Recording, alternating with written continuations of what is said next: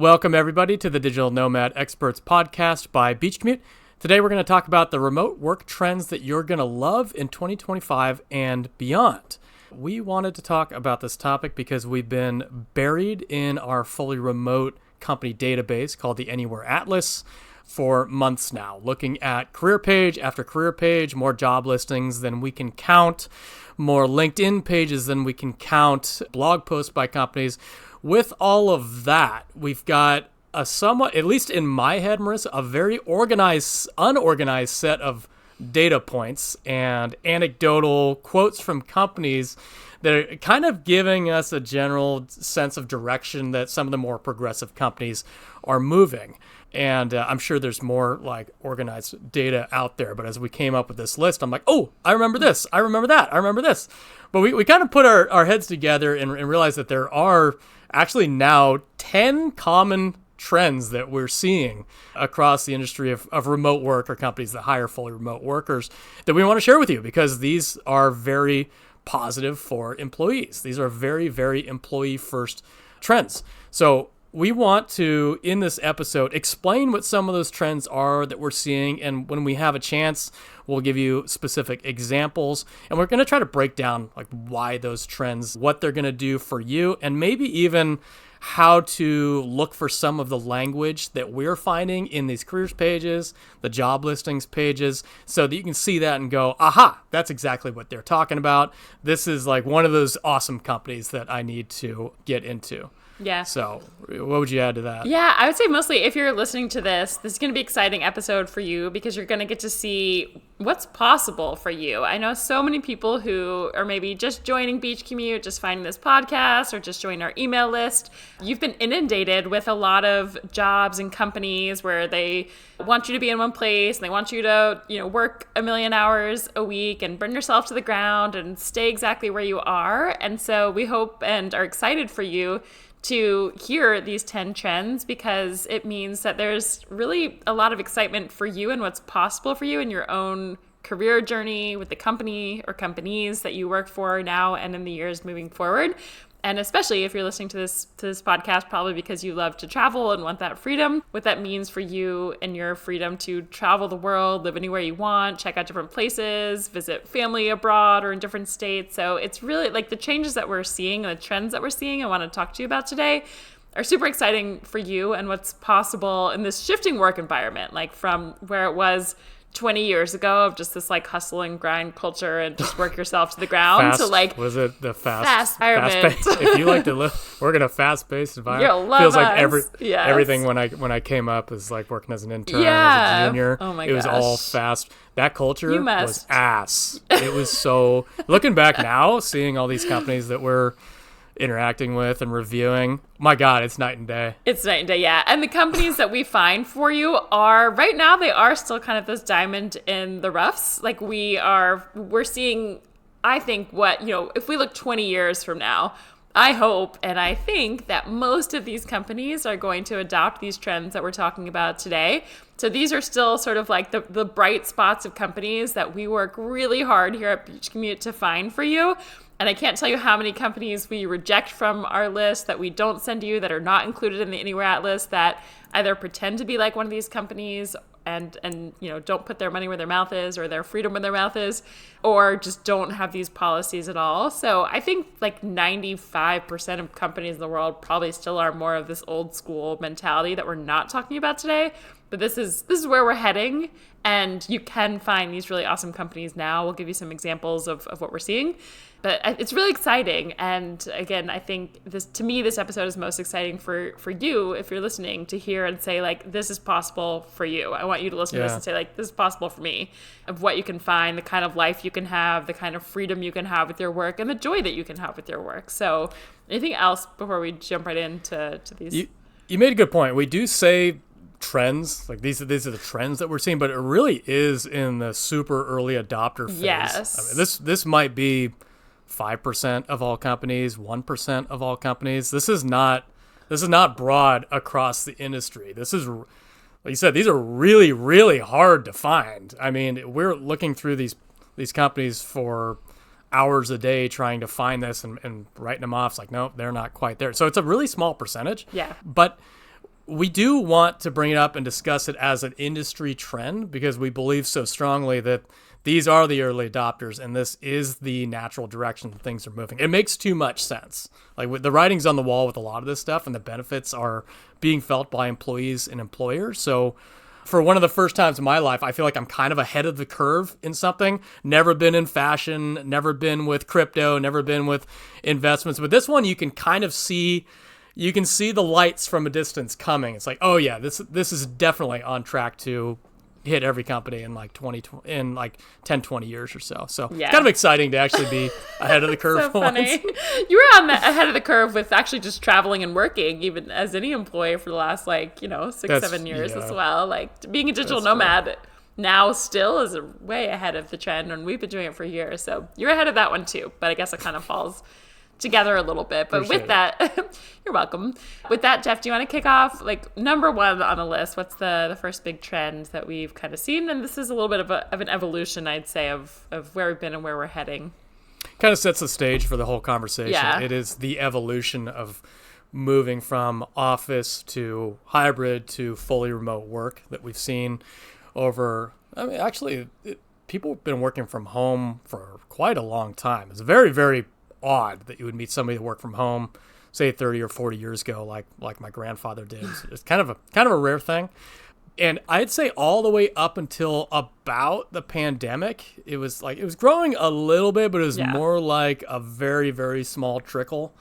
And then when the pandemic hit 2020, that's what really just hit the gas pedal to the floor. That's what really pushed things into full gear. And everybody was forced to go fully remote, and companies were forced to adapt very, very quickly. And then since then, it feels like we went all in. We're kind of all out, all in. And now we've kind of pulled back to a bit of a middle ground is what I'm seeing. You've seen, on one hand, the employees is a very, very employee positive thing. Employees love working from home for obvious reasons. Working from home, working from wherever, doesn't really matter. They love that, but you're seeing companies saying, whoa. We want to see you more often because of reasons, and which we're not going to get into because we've done that at length before. Because of reasons. Yeah, because of reasons. And that's the best way I can describe it, and that's the best way that they've described it, is because of reasons. It's never a good one. But now it seems like it's kind of pulled back into a in-between phase right now where you've got some workers working from anywhere, fully remote all the time, and then some on this hybrid model, which seems to be kind of pulling in a little bit more strongly.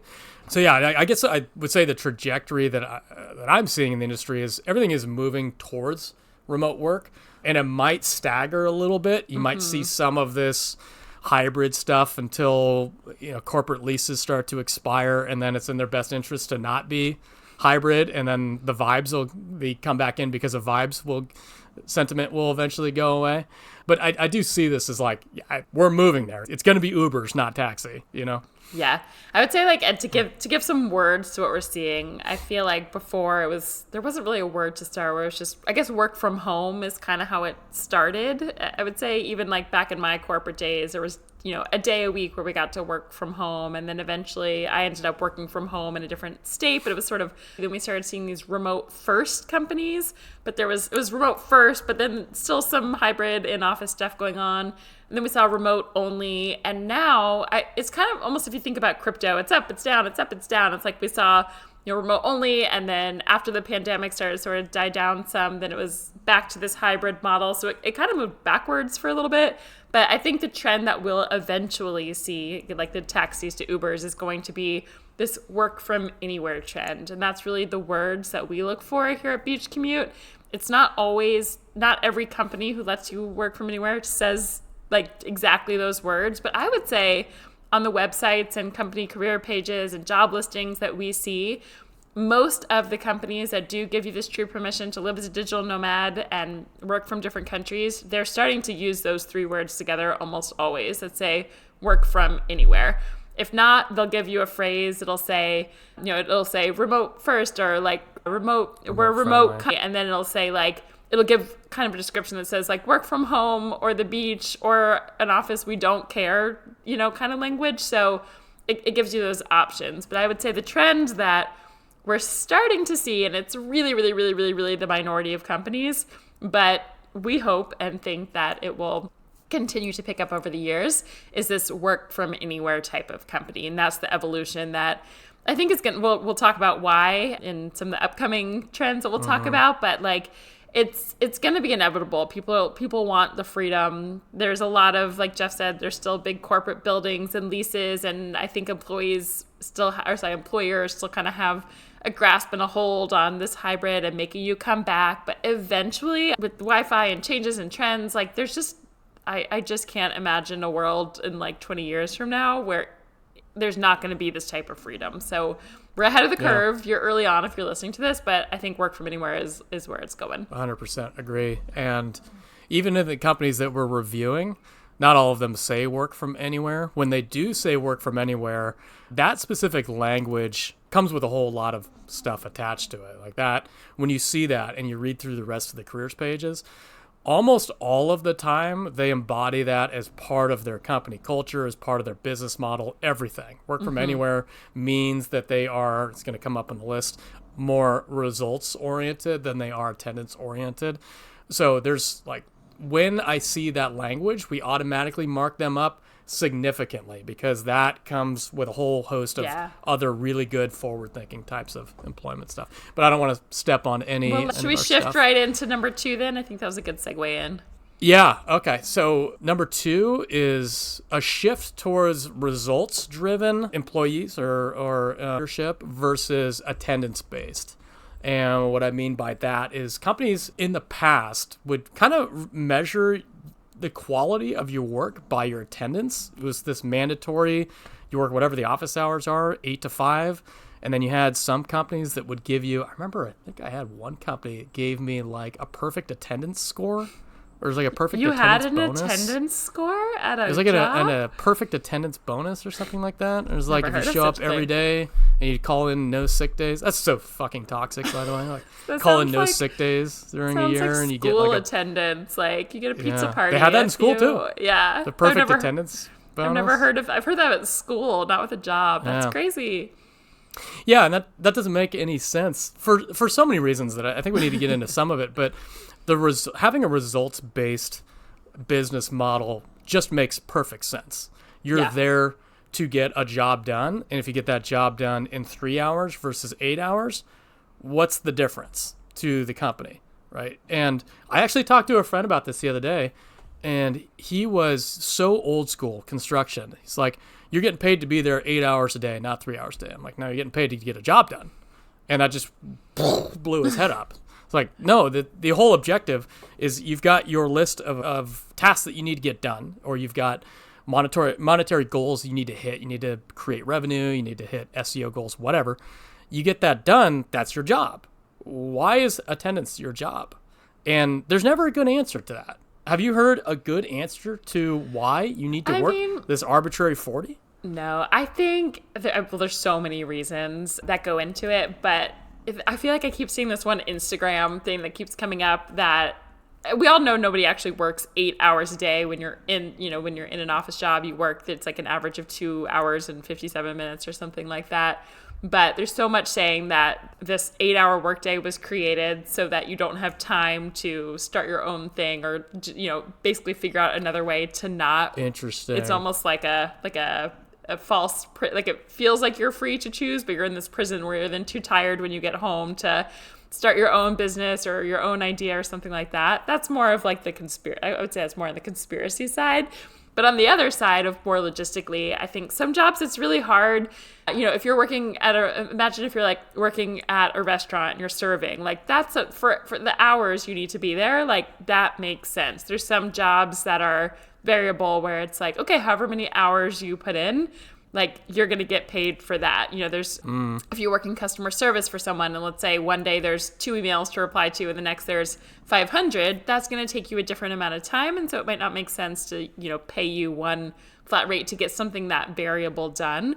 But overall, so not all work can be classified like this, but when it can be, when it's like you need to achieve this goal or deliver these certain, projects or whatever that is, it makes more sense. Whereas like if you do it in 3 minutes or 3 hours, I don't care, just do the best job that you can. So it really ranges with the type of job, but more and more people are, what we're seeing, especially when we can't see you in an office, when you are working remotely, it makes more sense to have things be more results driven. Like, here's your job, here's your task. If you get this done, I don't care if you work 1 hour a day and spend, the rest of your day on a beach. Perfect. If that takes someone else 10 hours, well, that's their fault. Like, you shouldn't get punished for working faster.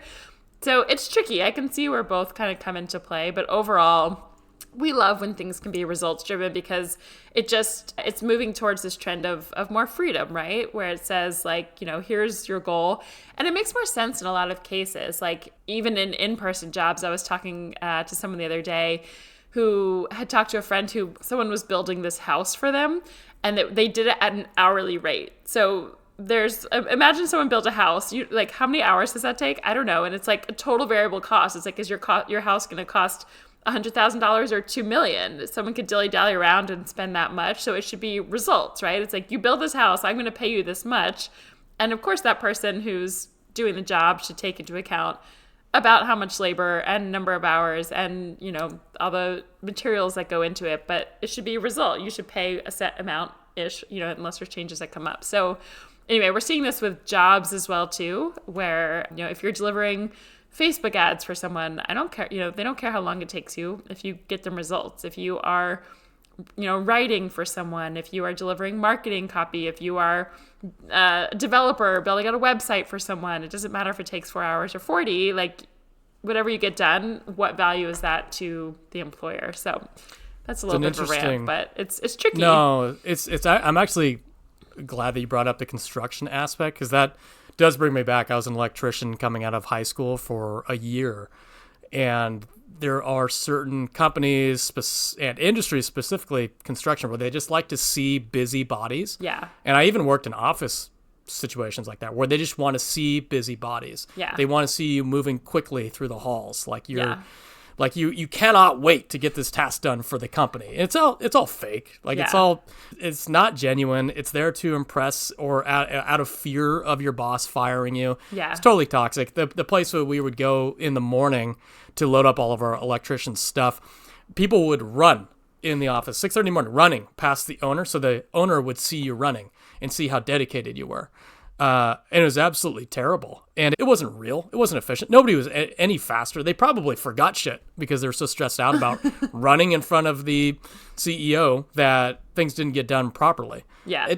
That doesn't make any sense. That's not sustainable. It's not healthy.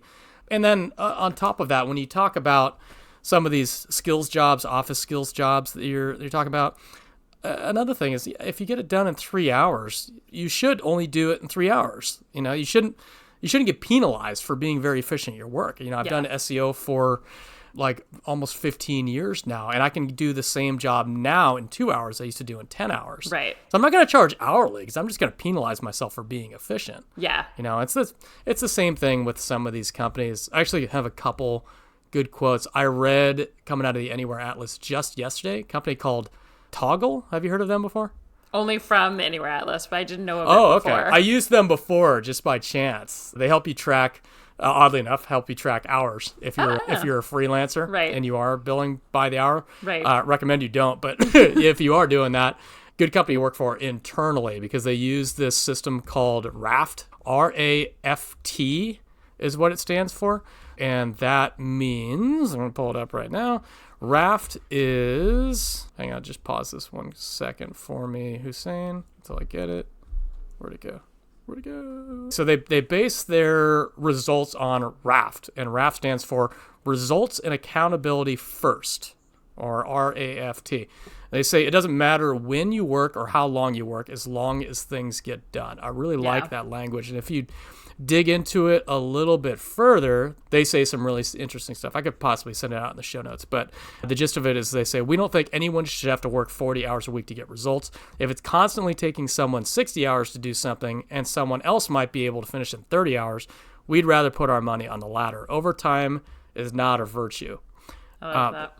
Yeah, that's great. I mean, not only does that just make sense and just being a busy body in an office not make sense, but it's actually better for the employee, right? Actually, and for the company, but for the company as well. Like they're thinking in terms of things that actually matter. Company exists to generate results for customers, and a busy body sitting there on Facebook for 7 hours a day, like I guess if you talk to an old school person, is a good thing. But if you think about a company that actually wants to be efficient and deliver results, it's not. It's stupid. Yeah. It makes absolutely no sense. Yeah. And it's tricky. I think companies, they just continue to assume if someone's sitting there, they're doing good, they're helping the company, like they're there in case you need something, but it's really not the case. And I always think about my time when I worked at Pepsi in our office, a big giant corporate office for a lot of years, and was there, I don't know, from, before 9:00 till usually 6:30, because I had to get out the door to like catch my last bus home in New York. But I remember those days. And then I was probably back online later. I would have stayed later if I physically could have. And on then the bus even maybe. Yeah. Oh yeah, definitely. I get car sick, but everyone else was working on their laptops on the bus, driving home. And I think about, so then I moved to LA and I worked remotely for our office back in New York for about 2 years. And I just remember I had so many hours back in my day. So when I wasn't in an office, when I didn't have people pulling me around, when I wasn't just looking busy to try to look busy or just doing things to do things, I probably worked, I don't know, it probably came out to like 3 to 4 solid work hours a day. And I was like, I don't know if you know me, I used to be especially very type A, like I'm a good employee, I want to do my job, I want to get promoted, all of the things back in my corporate life. And I sat there and I was like, I've done all my work. I've done everything I'm supposed to. I did everything I would have done if I was in an office, but now I don't have to pretend to look busy. I can go to the gym. I can take a walk to the beach. I can go watch sunset. I can like just chill for a little bit. I can do my laundry. And so for me, I just realized like I was so much happier because I wasn't just sitting in an office and a desk to do things. I was getting the results. I was, getting great work and my bosses were happy, all of that. But I was working so much. I was probably doing the same amount of work, but I just didn't have to like pretend to show face and just be there to look whatever. It's so looking back, this is happening anyway, but now companies are moving to this, like, again, the rare companies, I think, but hopefully everyone will follow suit where people will realize just being busy in an office doesn't do anything. And people are happier when you can actually work when you're, on and do that work and then give results, but then, and be rewarded for that, not rewarded. I think back to so many people in my corporate days who were hard workers who, took 10 hours and were busy bees doing everything. And they were the ones who would often get promoted, but they weren't very good. Like there was people who could work in a third of the time. Yeah. In a third of the time who just kind of showed up, did their stuff and left, and they were better. So it's an interesting, I get why it's difficult to always judge that. So it's not an easy thing to always see, but it's the trend we're seeing is a lot of companies, not a lot, but the best companies we've seen are moving to results driven and not, how much you show your face or the number of hours you work. So that's the kind of trend in a nutshell. And a lot of that is, I think they're releasing a little bit of that control, maybe releasing a little bit of that ego. But I remember coming up, there's so much ego in the C-suite and the director level. It's like below them, you're mine. I had to earn coming up here. I want to see you working your ass off. And it's like, is that how you want to live your life? Is that really how we want to spend our time? That's ridiculous. Yeah. But we got to get moving. Okay. We got some stuff. We'll move quickly for these next ones. Okay. I'll pop right into number 3. We're calling it async. I hope you'll start to hear this word more and more from us. You'll start to read it more and more from us. But the full word is asynchronous. I feel like it's just like, and if you're not yet familiar with this term, it just means you don't have to, asynchronous is like you can do things at different times. So if you think about typical, old school jobs or, back in the factories or our typical 9 to 5s, it's like we all come in at the same time and we kind of leave at the same time so that we're all in sync, synchronously. Think about like synchronized swimming. Everyone's doing the same things at the same time because people, back in the old days, there wasn't a way to communicate asynchronously, right? You had to be in an office to talk to each other or at least be available the same hours to hop on a phone call with someone. And now there's just so many more ways that you can work at different times. So Jeff and I do this. Sometimes we're on completely different time zones. Sometimes we're more in sync with our time zones, but we still, like, I might be in my good work hours or thinking of something, and I'll leave him a voice note, and then he'll respond when he's ready to do it or when, he's thinking about it. So not every job can be done like this, because sometimes you do need to show up on the same calls, but more and more, a lot of jobs can be done asynchronously, and it gives you so much more freedom. So, obviously this is nice for some obvious reasons, but as you become a digital nomad, if this is your goal, as you start traveling the world, I think this is one of the most underrated benefits or perks, if you want to call it that, or just kind of aspects of a company who does this that is so underrated, that when you start traveling, if you're not working asynchronously, let's say you want to travel to Asia, you're probably going to be working, you want to be in Thailand, you want to be in Bali, you want to be, in Japan, you're going to have to work through the middle of the night. If you can work asynchronously, you get to work whatever hours you want. You get your work done.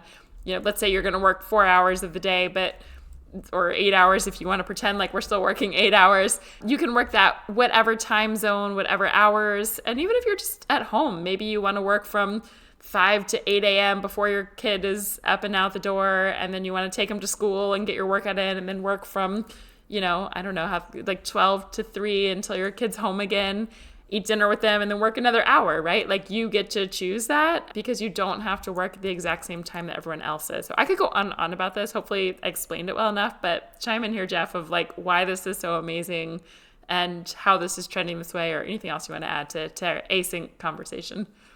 Yeah, the previous conversation ties to kind of a concept, like an idea that companies like to embody. This is the technique they use for doing it, really. It really does tie into number one. It's the technology that allows you to let people be results oriented. And this technology it's incredible. It makes perfect sense, and it lets people do. There's actually some good quotes. Another one from Toggle. One of their features, asynchronous communication, right there on their careers page. Organize your own schedule. We celebrate results, not hours spent working. So this is a perfect example of how these two concepts are so perfectly intertwined with this. Let me see. And also they say flexible working.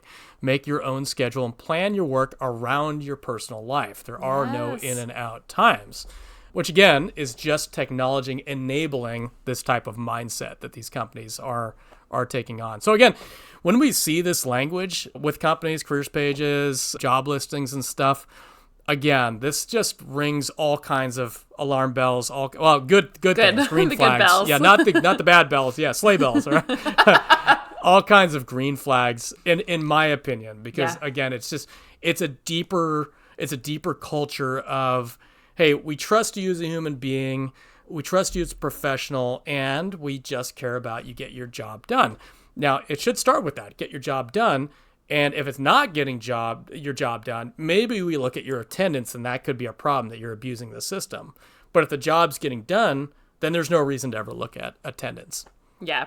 And when we've hired several people at Beach Commute, I am always the first to tell them, like, I want you to work whenever you want. I don't care what time zone you're on. Like, if we need to connect, we'll find times. Maybe every night, if we need to have a call, we'll figure it out. But like, be as free as you want. Like, live your life and get it done in your time. And it's so nice too. Like, even as I'm learning more about like females, especially as like our hormonal cycles change throughout the month, like maybe some days you want to work in the morning. Maybe some days you're more productive at night. Maybe some days you're just not feeling well. And the next day you'll do a ton more. And so when you can do this work asynchronously, that allows for it versus like, okay, come in and swipe your badge at 9 a.m. And if you're late, we'll dock your pay, and you must not leave until you check your little badge at the door at 5 p.m. And it's just such a different way of working that some days you want to sleep in, some days you're up early, some days you had dinner with friends the night before and want to do something later the next day. It's just, it just gives you, and then when you add travel into the mix again, it's like,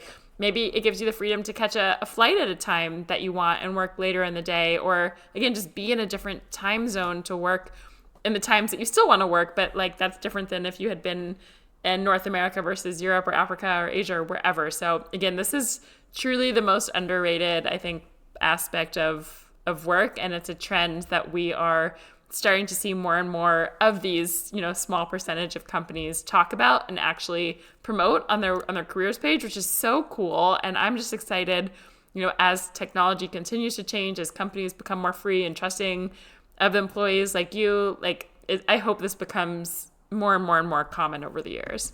I know you like this one. That's why we value it pretty. It's kind of like an added bonus point on the Anywhere Atlas when we're reviewing these things because it does that one sentence, asynchronous communication, says so much like about the cherry on and top. It really is. Yeah, it's just kind of everything. And I want to say it does take, as companies are hiring employees, it still does take trust. Like sometimes, let's say Jeff and I are on different time zones, right? Like sometimes we're going to sacrifice and be like, you know what? I don't want to wake up at 8 a.m., but I'm going to because you're on this time zone and work is still important and I'm going to get this done for you. And so at your company, it's like, you might still sometimes it depends on the job too. Sometimes jobs are you literally don't have to speak to another human. Maybe you're doing coding or writing and you can literally work when you want and send it and it doesn't impact. But every now and then, you might still want to, or need to meet with someone from time to time. But it's just such a change in the way that it's talked about on the websites and it's cool. Okay, so let's go to the next one on the list, and that is trust. This is a theme that I'm seeing not outwardly written about so much in companies. This is, if we're talking about early adopters of themes, this is the early adopters who are actually outwardly talking about trust of their employees. So we're going to talk about it in two ways. One, the people that write on their careers pages, we trust you. Just outright, we trust you first unless you give us a reason not to trust us. And then the general theme of just trusting your employees as human beings, as smart hires, trusting your own decision to hire that person, as opposed to mistrusting them from the get-go and mistrusting whether or not they're working all the time. Because I've worked in both environments. I've worked in the environment, and again, this kind of, we keep going back to this old school mentality of I need to constantly earn the trust of my company and not the other way around. And it's not implied from the start. I need to earn their trust by showing attendance, showing availability all the time. I need to earn their trust by doing certain things at a certain time every day, being available at a certain time every day. As opposed to some of these new companies that we're running into that say, we already imply trust. This is the first that we start with trust, and then from there, we move forward. And if you give us a reason to distrust us, then obviously things aren't working out. Yeah. But why wouldn't you start with trusting your employees? And that has so many ripple effects when you trust your employees. Because what happens as an employee is if you're not working from a place of trust, you're working from a place of fear. And you're working from a place of fear of getting fired. The worst shit comes out at a company when that happens. That's why office politics happen. I'm just going to say 90% of office politics is fear. It's just fear of getting fired. It's fear of not looking good in front of your coworkers, fear of not getting the raise. When you remove all of that stuff, you can just get shit done. You can actually just work. I'd like to hear your thoughts on this because I actually have an example that I want to bring up. Yeah, well, while you're looking for the example, the only thing came to mind is kind of like a parenting example as well, where people talk about you can parent by fear, and then your kids are going to go around your back trying to break out of the house and go, sneak out at 2 a.m. and drink and do whatever and just not tell you. Or if you come from a place of trust to begin with, they're going to say, I want to go to this place. Call me if anything goes wrong. Go do, So anyway, I'm not a parent at the moment, so I can't quite say, but it just kind of feels like in the same thing there. When you start with trust, just good things happen. And I think I like that this kind of comes as number 4 on our list here, is the evolution of each thing that we're talking about, because when you are getting the results and you can work asynchronously, all of this takes trust to do that. And if you don't have trust of your employees, and they're, across the world on a beach, not delivering results, or, if you're asynchronous, you don't know if they're ever working, it's not going to go well. So you really have to trust, employee-employer relationship. You have to be delivering, you have to do good work in order to be trusted. But I love that Jeff is saying as an example is where it starts with trust that's given, and then should you do anything to break it, you go from there. But it's not like you have to show up from 8 a.m. to 7 p.m. to prove that you're a good person first, and just do busy work for no reason to earn that trust. Like you're starting out guilty and you have to prove your Exactly. innocence. That's a terrible mindset to have. It's really, really toxic. So a couple examples here. One is TLDV. That's TL semicolon DV. TLDV is run by a kick-ass, fully remote and trusting team of entrepreneurs and product folks. They love marketing and building a brand that truly sticks out from the crowd. That's from their About Us page. One of the lines that I love in here is in their company culture page is they've got an entire section about what it's like to work there, and they lead by defining it as a company of independence and trust. We schedule work around life and not the other way around. We trust everyone on the team by default. Trust should always be a prerequisite. We align our goals, KPIs, and targets so you're fully in the driver's seat, yada, yada, yada. That's great. And then we've also, again, I talked about whereby. One of the first things they say on the careers page is trust. We trust by default, believing in mutual respect, productivity, and accountability. So this is like a full 180 culture shift from that toxic, got to earn your trust, got to show off in front of people, got to do politics. If you start off feeling trusted, like automatically I'm going to be more creative. I'm probably going to work more hours. I'm probably going to treat my employees better. I'm not going to be working from a place of fear of failure as opposed to, just natural creativity and happiness with my job. Yeah. That's a huge one. Whether it actually translates to the office, all we've got here are employee reviews and careers pages. But it still says a lot, I think, about the companies when they put the care and the time to say that kind of thing. Yeah, and this one leads nicely into the next one. But before we do, we just want to say, if you're not already on our email list and you want to, so as Jeff's pulling these examples of really cool companies and talking about these awesome work cultures, we have a list of over 300 companies in our Anywhere Atlas that let you work from anywhere. We send out emails that have all sorts of awesome job listings and information to help you get remote jobs. So if you're not on our email list, go to beachcommute.com/email. Super simple to sign up, and you'll start getting emails from us. So you can check out all of these cool companies and just get support getting these work from anywhere type of jobs. So yeah, beachcommute.com/email. But with that, the next one on the list, so as Jeff is kind of talking about this trust and just feeling good and doing better work, it's actually a really great, so the next one on our list is about retention. And I think that a lot of, basically if you kind of add up these first things we talked about, the trend that we see happening in 2025 and beyond is that companies are using a lot of these new freedom, trust, results kind of language to not just say, but hopefully actually living these values as well at their companies to retain people for longer.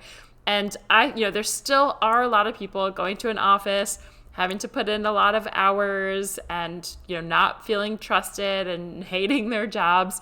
And I think more and more, again, these are the jobs that we're talking about, the companies that Jeff is giving examples of, the types of opportunities that we're talking about. They're still the really small minority right now.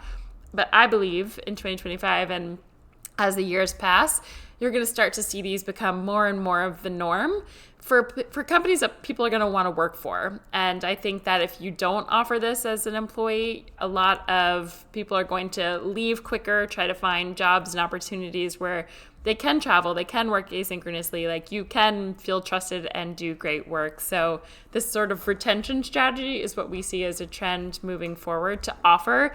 And I think we talked about this in a couple episodes back, but to me, there was a trend of retention where people were offering in their offices, free snacks for everybody and a massage table and a meditation room and the ping pong tables and just cool, funky offices. When I was first entering the workforce, that was the cool tech companies. People wanted to work for Google and Amazon, places like that, because that's what was offered to keep you in the office, was to feel like it was a cool environment and to get free food.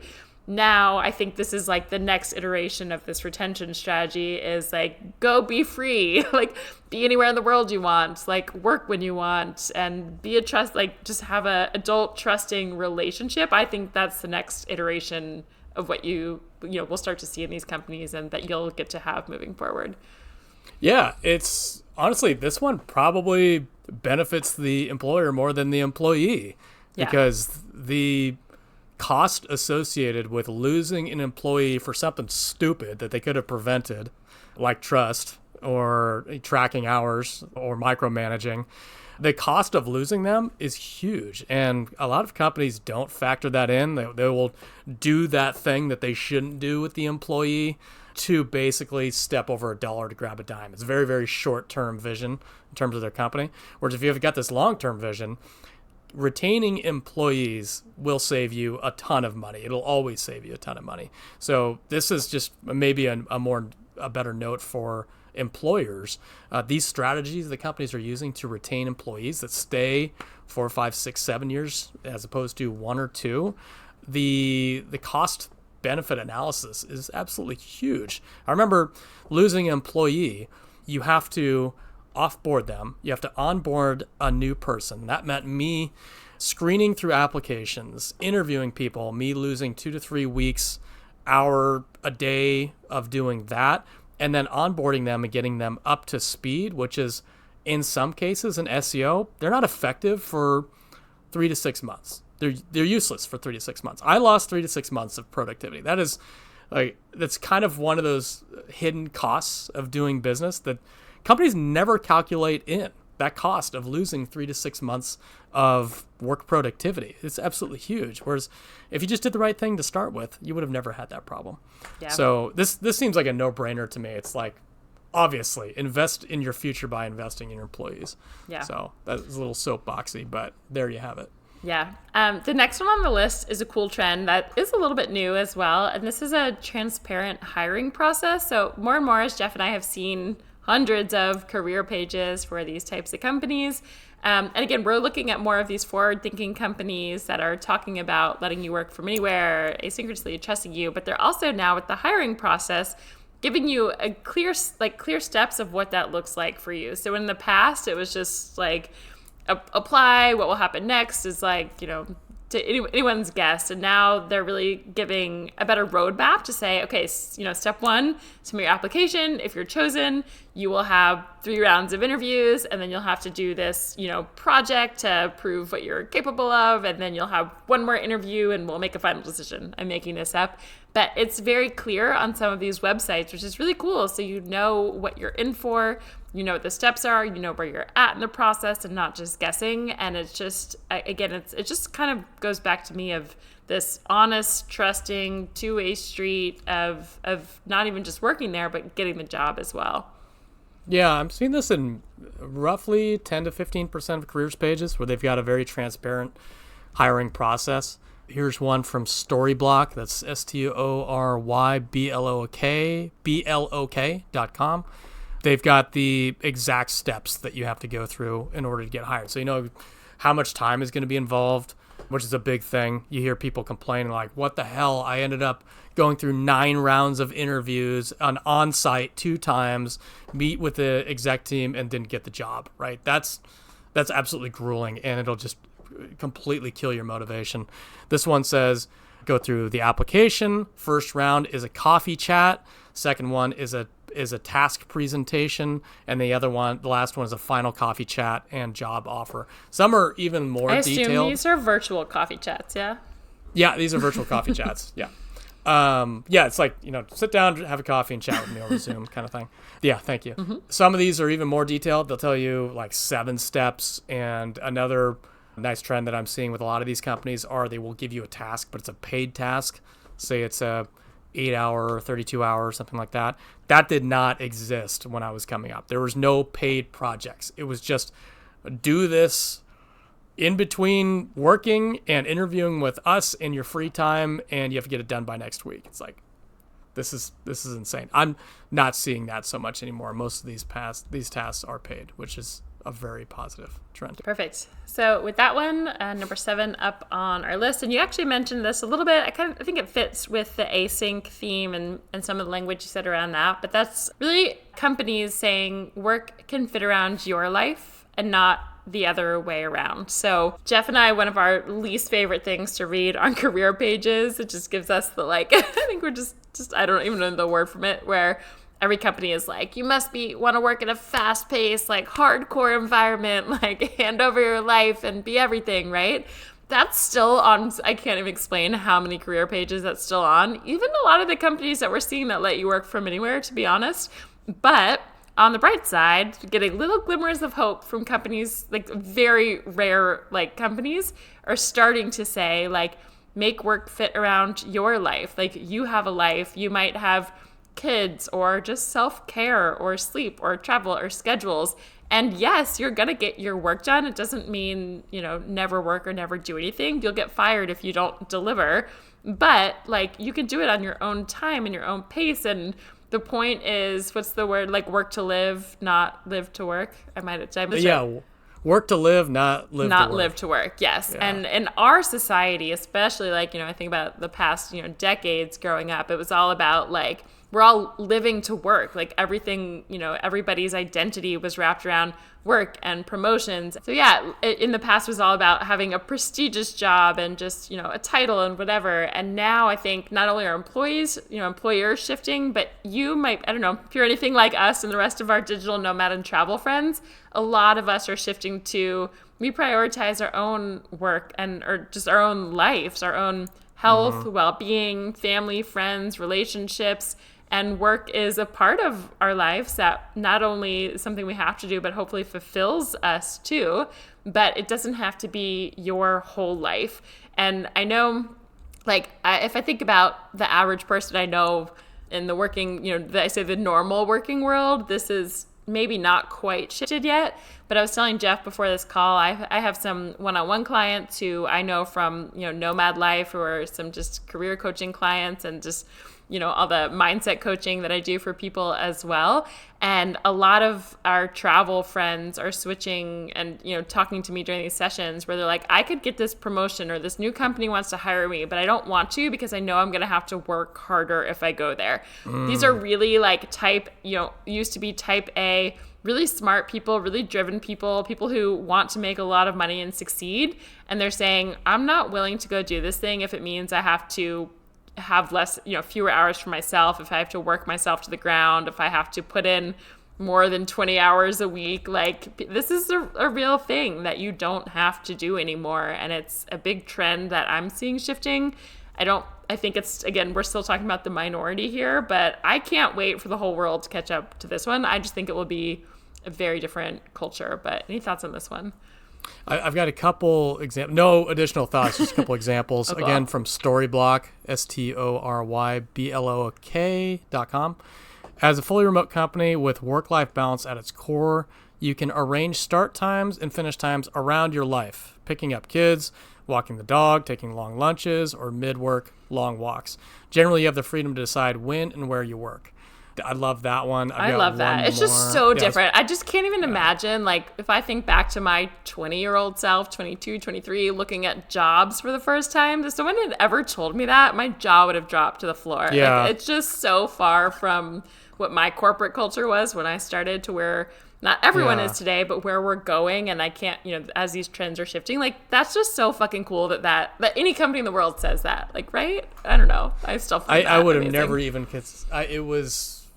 I would get back to my computer after 59 minutes of my 1 hour lunch break. There's no way. It was so attendance based. Yeah. There's another good one from Tortuga, Tortuga, TORTUGA.com. They make travel backpacks, really awesome travel backpacks, not an affiliate. They've got a really cool, it's kind of bold statement they've got on the careers page. More autonomy than your last job. Every company says that it wants to hire self-starters. Remote companies have no choice. You must take initiative and hold yourself accountable to high standard work. No one is looking over your shoulder or tracking every minute of your day. You'll have more autonomy at Tortuga than at your previous jobs. That's a bold statement. It's bold. I know. I like it, though. It's bold. I do too. And it's about the employee. You set your personal goals and figure out how to achieve them with the help from your coach. So you'll have a coach that'll help you figure out how to best set up your day to achieve your results. This is it's so cool. I love it. It's so cool. Yeah. Yay for this trend. All right. Well, the next one on here, number 8, and we're coming up close to the end here. But this one is really, I think, really neat as well. And that's that with this remote first, this work from anywhere mentality, there's also a diversity of talent that you're going to get to work with at your company. And also you might get to work for companies that are headquartered or founded from people and places that, you know, you might never live or even go to, but you get to work among them. So this is cool for employers because they get a diversity of ideas and just different cultures and people coming from different places with different mindsets. That's always been proven to help companies. And then for you as an employee, again, this might open up opportunities for you at companies just in places that you never would imagine moving to or want to go to, that you get the opportunity and have cool coworkers as well that you might get to interact with. So this new work from anywhere mentality, and this is coming with a lot of changes and workarounds that people are finding for taxes. I know that's always a big question people have of how that works and how we get paid and all of that. That's a story for another day. But as this workforce becomes more global, it's becoming more and more common, and it's just a cool kind of diversity lens from both sides that is happening now. Yeah, it's cool because you get different ways of thinking from different geographies, different cultures. With you don't have the same homogenous thinking. So if you've got like a team of just people from the United States, might be super results oriented, just get the job done, and you don't have necessarily that a more creative perspective because we're so just like work, and you kind of lose some perspective. So yeah, it's nice to see that as you start to see some of these companies that say work from anywhere. A lot of times the companies that write work from anywhere on a careers page also say something about how they've got a diverse set of employees, and they do benefit from it culturally and actually from a product standpoint if they're selling a product. Okay, and the last one we've got here, and this is kind of a cool one that we're seeing that hasn't existed in the past and is on a lot of the companies that we specifically see in this work from anywhere, trust, and just kind of this new kind of company, are stipends, both for wellness and sort of this remote work setup. So they're, give these annual, just kind of set amount of money that say, hey, go get, I don't know if you want to use this for a massage or a mental health or to buy a new, stand for your laptop so your neck doesn't look down all day. But it's just a lot of focus on you as an employee and helping you to feel good, to be happy, to feel comfortable in your body when you're working remotely in the world. And it's really new. This just didn't quite exist. I think it used to be part of benefits in a way, but not really just like a stipend in addition that we're seeing a lot of these fully remote companies offering. It's shocking to me. I thought it would be more of a rare type of thing, but in the companies that we've done Anywhere Atlas, I think probably at least 80, maybe 90% of companies offer some sort of stipend. And I've seen a ton of them. The most common ones are like hardware stipends and office setup stipends. You'll get money to set up your desk, chair, computer, sometimes laptops, sometimes headphones, that kind of stuff. But then you see some unusual ones. I think maybe 5 on the list so far of the 300 offer book budgets. So they'll give you an unlimited book budget. You can buy whatever books you want. Other ones are just like paid learning.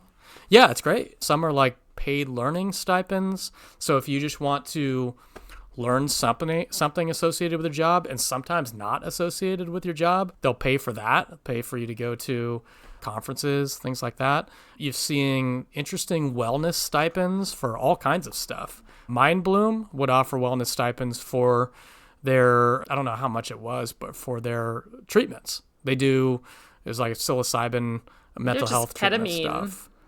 Oh yeah, I'm sorry, that was the ketamine one. Yeah, exactly. Cool. Yeah, they offered some of that, and there's all kinds of interesting wellness. Like they'll offer stipends for getting massages, and it's across the board. I've seen all kinds of strange stuff, but there's tons of them, and they're offering. Most of these companies are offering money for all kinds of stuff that'll improve your quality of life as an employee and outside of being an employee even. Yeah. So that reaches the end of the trends that we're seeing. If you made it to the end, we hope that you are super excited for what you can have as an employee in this new generation of companies that are beginning to pop up. I feel like it's like little bubbles kind of popping up of these awesome companies. So again, if you're not already on our email list, go to beachcommute.com/email. So again, Jeff's great at pulling up all these company examples and giving, but if you want to dive in and see some of these companies and get remote job alerts and get help with this process that you can have this asynchronous work life and be trusted and just, give results and have work that works around your personal life so you can travel anywhere you want. We're super excited for you, and we hope that this episode helps remind you or explain, even for the first time if you're new to this, what is possible for you. And these companies really are possible for you. That's like the last takeaway I want to say. Anything else you want to add, Jeff? Nope, that's it. And if you have any podcast recommendations, we take these all the time. Send us a note at hello@beachcommute.com, or any questions about digital nomad life, remote jobs, any of that stuff. Shoot us a note. We usually get back to you within a day or so. Perfect. And lastly, if you haven't already done so, we'd love if you give a 5-star, the stars, the thumbs up, the subscribe, whatever that is. It helps more people find this podcast, and we are so grateful. So thank you, and we'll see you next week.